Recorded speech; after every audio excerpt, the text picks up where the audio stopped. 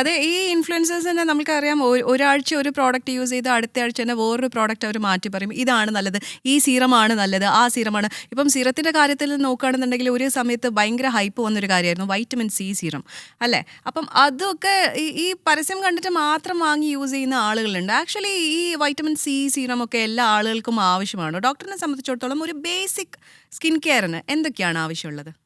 അതെ, vitamin C ഒക്കെ ഒരു ഓവർ റേറ്റഡ് ആയിട്ടുള്ള ഒരു ട്രീറ്റ്മെന്റ് ആണ്. വൈറ്റമിൻ സിയിൽ വൈറ്റനിങ് ഉണ്ടാവും എന്നൊക്കെ പറയുന്നത്, അത് എനിക്ക് ഐ ഡോണ്ട് ആക്സെപ്റ്റ് ദാറ്റ്.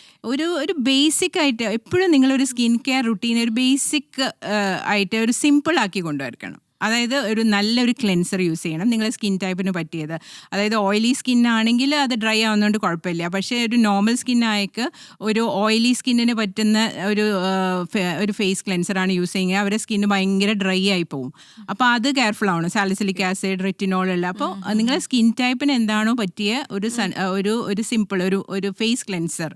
നമ്മൾ ബാർ സോപ്പ് യൂഷ്വലി നമ്മൾ അഡ്വൈസ് ചെയ്യാറില്ല. കാരണം സോപ്പ് യൂസ് ചെയ്യുമ്പോഴത്തേക്ക് സ്കിൻ ഒന്നുകൂടി ഡ്രൈ ആവും. അതുകൊണ്ട് ലിക്വിഡ് ക്ലെൻസേഴ്സ് അല്ലെ ഫേസ് ക്ലെൻസേഴ്സ് യൂസ് ചെയ്യുക. അത് രാവിലെയും രാത്രിയും അതേപോലെ.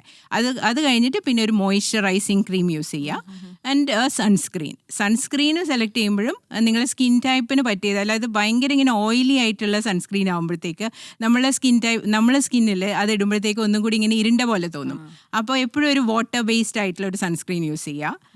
അപ്പോൾ രാവിലെ ക്ലെൻസിങ്, ഒരു മോയ്സ്ചറൈസർ വിത്ത് സൺസ്ക്രീൻ ആണെങ്കിൽ 2 ക്രീമല്ലേ വരുന്നുള്ളൂ. പിന്നെ ഒരു 35 ഒക്കെ ആകുമ്പോഴത്തേക്ക് ഒരു ആൻറ്റി ഏജിങ് ക്രീം യൂസ് ചെയ്യാം നൈറ്റിലേക്ക്. അതിന് വേണമെങ്കിൽ വൈറ്റമിൻ സി ആഡ് ചെയ്യാം, റെറ്റിനോൾ ആഡ് ചെയ്യാം. എല്ലാം കൂടി ഒരുമിച്ച് ആഡ് ചെയ്യരുത്. അത് സ്റ്റെപ്പ് ബൈ സ്റ്റെപ്പ് എല്ലാം കൂടി ഇടുമ്പോഴത്തേക്ക് സ്കിന്ന് ഡ്രൈ ആവും. ഒരു ആൻറ്റി ഏജിങ് സെലക്ട് ചെയ്യുമ്പോഴും വൈറ്റമിൻ സി വേണമെങ്കിൽ നമ്മളെ സ്കിൻ ടൈപ്പിന് വൈറ്റമിൻ സി ആയിരിക്കും ഒന്നുകൂടി നല്ലത്. ആ ഒരു അൺഈവൺ സ്കിൻ ടോണൊക്കെ ഒന്ന് ഇമ്പ്രൂവ് ചെയ്യാൻ. പിന്നെ റെറ്റിനോൾ എന്ന് പറയുന്ന വൈറ്റമിൻ, അതാണ് ഭയങ്കര പോപ്പുലർ ആയിട്ട് സീറംസിലുള്ള. പിന്നെ ഹയലുറോണിക് ആസിഡ് ഒരു മോയ്സ്ചറൈസർ ആണ്. ഏജ്ഡ് ആകുമ്പോഴത്തേക്ക് നമ്മുടെ സ്കിന്നിലെ മോയ്സ്ചറൈസിങ് ഇഫക്റ്റ് കുറയുമ്പോൾ നമുക്ക് അങ്ങനത്തെ മോയ്സ്ചറൈസർ വിത്ത് ഹൈലറോണിക് ആസിഡ് യൂസ് ചെയ്യാം. പക്ഷേ ഈവൻ ഹൈലറോണിക് ആസിഡും ഗ്ലിസറിനൊക്കെ നമ്മളെ സ്കിന്നിൽ നമ്മൾ ഡീഹൈഡ്രേറ്റഡ് ആണെങ്കിൽ അത് ഒന്നും കൂടി ഡീഹൈഡ്രേഷൻ വരും. അതിൻ്റെ മേലെ കൂടി ഒരു മോയ്സ്ചറൈസിങ് ക്രീമും കൂടി യൂസ് ചെയ്യണം, ഓൺലി ഹൈലറോണിക്. അപ്പോൾ ഞാൻ I am not a big promoter of hyaluronic acid. അങ്ങനെയാണ്. അതെ അല്ലേ? അപ്പൊ ഈ ഹൈലറോണിക് ആസിഡിനെക്കാട്ടിലും കൂടുതൽ നമ്മൾ വാട്ടർ ഇൻടേക്ക് അങ്ങനത്തെ കാര്യങ്ങൾ. എക്സാക്ട്ലി, വാട്ടർ ഇൻടേക്ക് ഇമ്പോർട്ടൻ്റ് ആണ്. അതിന്റെ കൂടാതെ ഒരു പ്ലെയിൻ മോയ്സ്ചറൈസിങ് തന്നെ മതി. ഒരു ക്ലെൻസറിൽ ഒരു നല്ലൊരു മോയ്സ്ചറൈസിങ് വിത്ത് ലിക്വിഡ് പാരഫിൻ അങ്ങനത്തെ സാധനങ്ങൾ. ഹൈലറോണിക് ആസിഡ് വേണമെന്നില്ല, ഉണ്ടായാലും കുഴപ്പമില്ല. പക്ഷെ ഇങ്ങനെ ഒരു സംഭവം കൂടി ഉണ്ട്. കൂടുതലായിട്ട് ഹൈലറോണിക് ആസിഡ് ഞാൻ പലപ്പോഴും പേഷ്യൻസ് പറയാം എൻ്റെ ഡ്രൈ ആയിട്ട് തന്നെ വരുന്നു. അപ്പൊ ഇങ്ങനെയും ഉണ്ട്. നമ്മുടെ സ്കിൻ ഓൾറെഡി ഡീഹൈഡ്രേറ്റഡ് ആണെങ്കിൽ ഹൈലറോണിക് ആസിഡ് മോളിക്യൂൾ ഇങ്ങനെ നമ്മുടെ സ്കിന്നിലുള്ള വാട്ടറും കൂടി ഇങ്ങനെ അബ്സോർബ് ചെയ്യും. അപ്പോൾ ഒന്നും കൂടി ഇങ്ങനെ ഡ്രൈ ആവും.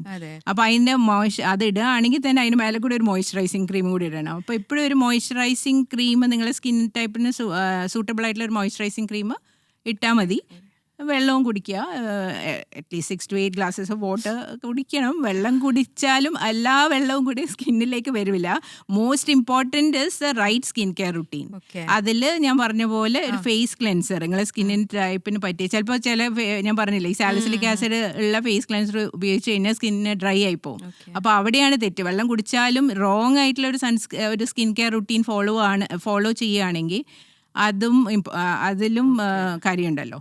ഞാൻ എപ്പോഴും അങ്ങനെ പറയാറുണ്ട്. ഡ്രൈ സ്കിൻ ആണെന്ന് ഒരു പേഷ്യൻ്റ് വന്ന് പറയുമ്പം ഞാൻ എപ്പോഴും ചോദിക്കും അവരേതാണ് ഫേസ് ക്ലെൻസർ യൂസ് ചെയ്യുന്നത്. ഒന്നെങ്കിൽ സാലിസിലിക് ആസിഡ് അല്ലെങ്കിൽ റെറ്റിനോളൊക്കെ ഉള്ള ഒരു ഫേസ് ക്ലെൻസർ, അല്ലെങ്കിൽ ഗ്ലൈക്കോളിക് ആസിഡ്, അതൊക്കെ സ്കിന്നിനെ ഒന്ന് ഡ്രൈ ആക്കും.